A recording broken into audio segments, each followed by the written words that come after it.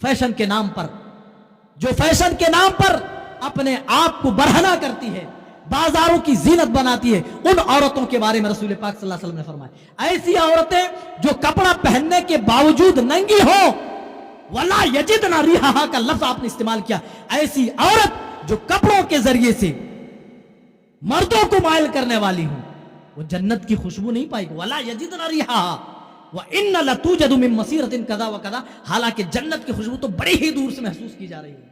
अल्लाह अकबर।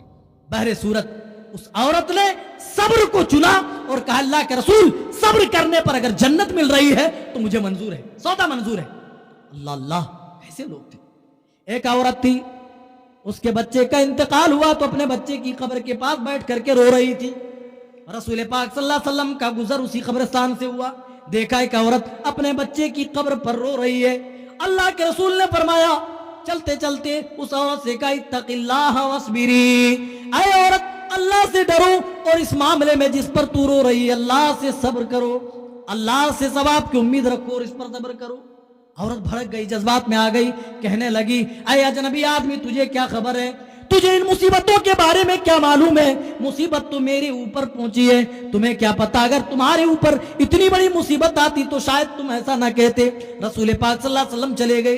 बाद में किसी आदमी ने उसको बताया कि तुम क्या रसूल पाक सल्लल्लाहु अलैहि वसल्लम के साथ तुम बोल रही थी, रसूल पाक सल्लल्लाहु अलैहि वसल्लम से तुम इस कदर गुफ्तगू क्यों कर रही थी? वो डर गई कि मैंने रसूल की शान में कहीं गुस्ताखी तो नहीं कर दी। अल्लाह के रसूल की बारगाह में हाजिरी देती है, फिर खुद उनका बयान है, मैंने कोई लम तजिदु बव्वाबीन, कोई दरबान आपके दरवाजे पर नहीं पाया। उसने सोचा भाई रसूलुल्लाह है तो बड़े बड़े दरबार आपके दरवाजे पर होना चाहिए, लेकिन खुद कहती है कि उस रावी हदीस का बयान है कि उस औरत ने कोई दरबार नहीं पाया। अल्लाह के रसूल की खिदमत में जब हाजिर हुई, कहने लगी, या रसूल अल्लाह, आपने मुझे कब्रिस्तान में नसीहत की, मैं आपको पहचान नहीं सकी, जाने अनजाने में मैंने आपकी शान में गुस्ताखी की। अल्लाह के रसूल, आपने सही कहा है कि मुझे सब्र करना चाहिए, सब्र का दामन पकड़ना चाहिए। अल्लाह के रसूल ने फरमाया, इन्नमा सब्रु इंद सदमतिल ऊला, ऐ औरत तू जान ले, सब्र तो उसी का नाम है जो पहली दफा सब्र किया जाए, जब मुसीबत पहुंची तब का तब आदमी सब्र कर ले, बाद में तो ऑटोमेटिकली सब्र आ ही जाता है। आपका कितना ही करीबी आदमी, आप कितने ही चाहते हो अगर वो दुनिया से चला जाए, कुछ दिन तो याद आएंगे, बहुत याद आएंगे, लेकिन आखिर में बहुत दिन बीत जाने के बाद थोड़ी तो मोहब्बत कम होगी, थोड़े भूलने लगेंगे और एक दिन ऐसा आएगा कि उनका नाम तक आपको याद नहीं होगा। ये दुनिया की हकीकत है, वरना कोई जी ही नहीं पाएगा दुनिया में। मा असाबा मिन मुसीबतिन मा युसीबु मुस्लिमिन मिन नसबिन वला वसब वला हम्मिन वला हज़मिन। अल्लाह के रसूल फरमाते हैं, जिस किसी मुसलमान को कोई तकलीफ पहुंची, आपने थकान की मिसाल दी, कोई थकान ही क्यों ना हो, वला हम्मिन वला हज़निन, कोई गम लाहक हो गया, छोटी या बड़ी मुसीबत लाहक हो गई, हत्ता शौकतुल्लती युशाकुहा, हत्ता के पैर में चुभने वाला एक कांटा जिसकी चुभन को एक मोमिन बंदा बर्दाश्त करता है। क़द गफ़रल्लाहु, अल्लाह के रसूल फरमाते हैं कि उसकी चुभन को बर्दाश्त करने की वजह से अल्लाह ताला उस बंदे के गुनाहों को दरगुजर कर देता, मिटा देता। देख रहे, एक कांटा आपके पैर में लगता है, उसकी चुभन जो आप महसूस कर रहे हैं और उस पर सब्र कर रहे हैं, अल्लाह ताला उस पर अजर दे रहा है। देख रहे हैं उसका रहमो करम आपके ऊपर कितना बड़ा है, कितना ज्यादा है। एक कांटे की चुभन को बर्दाश्त करने पर अल्लाह ताला अजर दे रहा है। जब कांटे की चुभन बर्दाश्त करने पर अल्लाह ताला इतना बड़ा अजर दे रहा है, तो मेरे भाइयों, हम में से कोई शख्स जब बड़ी बड़ी मुसीबतों में गिरफ्तार हो जाए, अगर वो उन बड़ी बड़ी मुसीबतों में सब्र का दामन पकड़े रखे, तो अल्लाह ताला क्यों ना इससे भी बड़ा अजर दे। फिर कहां ये ज़ेब देता है कि हम उनके ऊपर फतवे ठोके कि अल्लाह ने उनको पकड़ लिया, उनके ऊपर अल्लाह का अज़ाब है। नहीं, अल्लाह के रसूल सल्लल्लाहु अलैहि वसल्लम ने इरशाद फरमाया, अल्लाह ताला जब किसी के साथ भलाई का इरादा करता है तो उसे दुनिया के अंदर तकलीफों में गिरफ्तार कर देता है। मुनाफिक दुनिया में कभी बेचैन नहीं रहता, बल्कि हमेशा सुख और चैन की जिंदगी गुजारता है। एक मुनाफिक को, एक फासिक व फाजिर को दुनिया में कभी कोई बीमारी लाहक नहीं होती है। आपको अगर बीमारी लाहक होती है تو یہ غنیمت جانیے کہ اللہ تعالیٰ اس کے ذریعے سے آپ کو گناہوں سے پاک کر رہا ہے. اللہ تعالیٰ بیماریاں دے کر، پریشانیاں دے کر اپنے مومن بندے کو دنیاوی زندگی میں ہی آخرت کے سوالات اور جوابات سے ہی بری کرتا ہے، تاکہ وہاں کی زندگی میں یہ بندہ بری ہو جائے.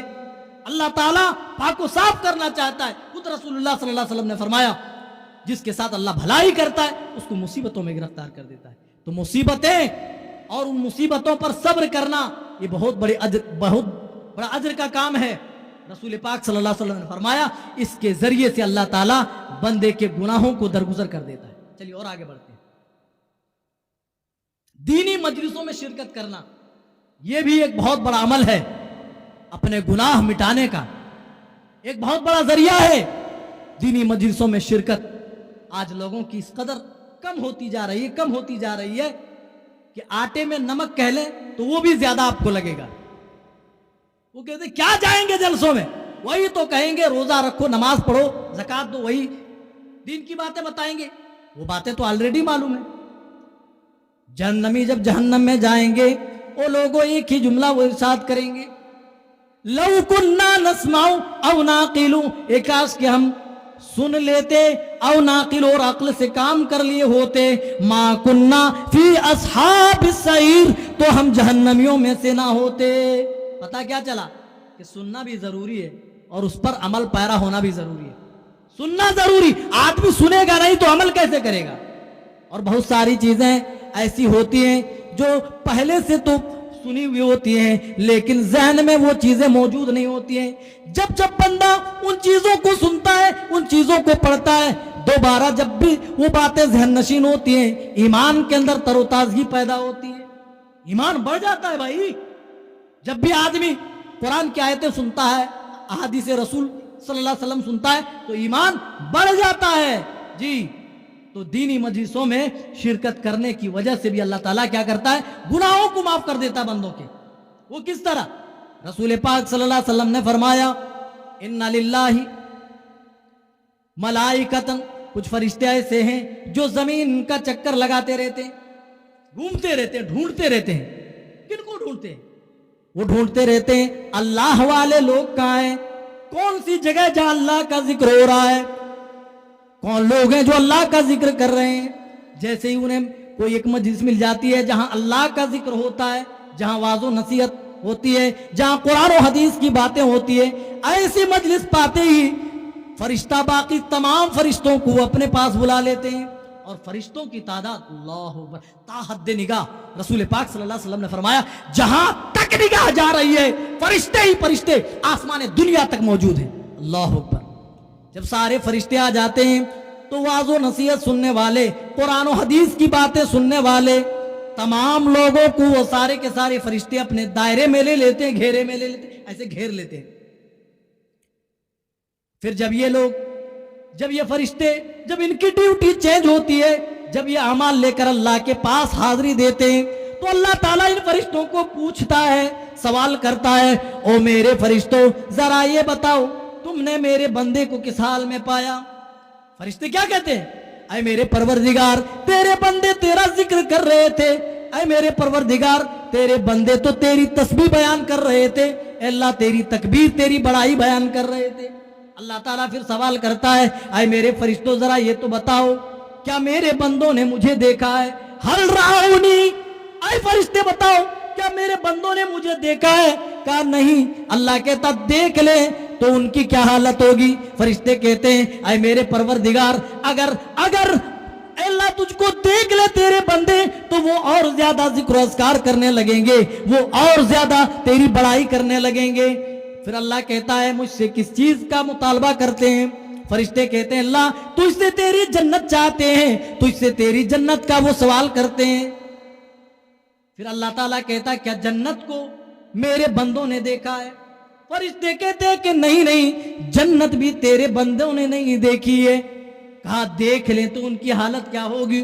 کہا تب تو اور زیادہ جنت کے بارے میں وہ سوال کریں گے، جنت پانے کی جستجو اور اس کی تلاش میں اور زیادہ وہ لگ جائیں گے.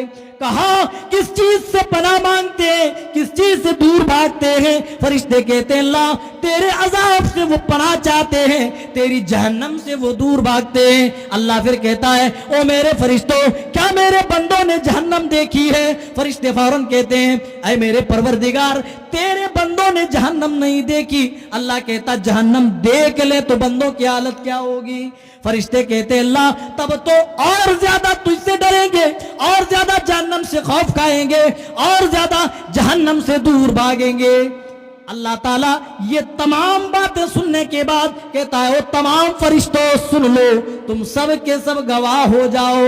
اس مجلس میں شرکت کرنے والے تمام لوگوں کی میں نے بخشش کر دی ہے, تمام لوگوں کو میں نے معاف کر دیا ہے, ان کی تمام کے تمام خطاؤں کو میں نے درگزر کر دیا ہے. ایک فرشتہ آتا ہے اور کہتا ہے اے میرے پروردگار ایک آدمی ایسا بھی تھا جس کا مقصد نہیں تھا اس مجلس میں شرکت کرنے کا, مقصد نہیں تھا, اس کی نیت نہیں تھی, وہ تو کہیں جا رہا تھا, بس دیکھا قرآن و حدیث کی باتیں ہو رہی تو بیٹھ گیا.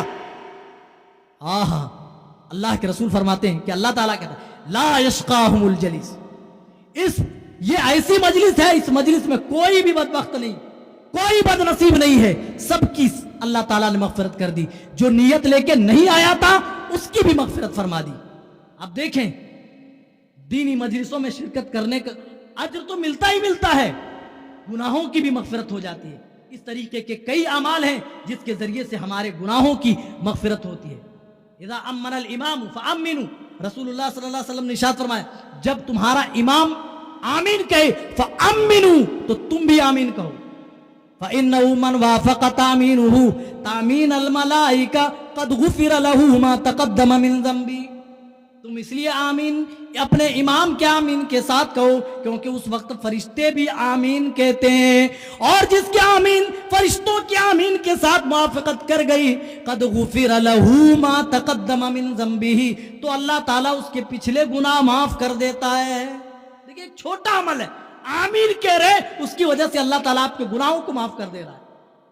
بڑی کمال کی بات, چھوٹا منہ میں آدمی کتنا بڑا جملہ ہے, آمین بول دیا, لیکن اگر فرشتوں کی آمین کے ساتھ موافقت کر گئی تو اللہ کے رسول فرماتے ہیں اس کے ذریعے سے اللہ تعالیٰ بندوں کے گناہوں کو درگزر کر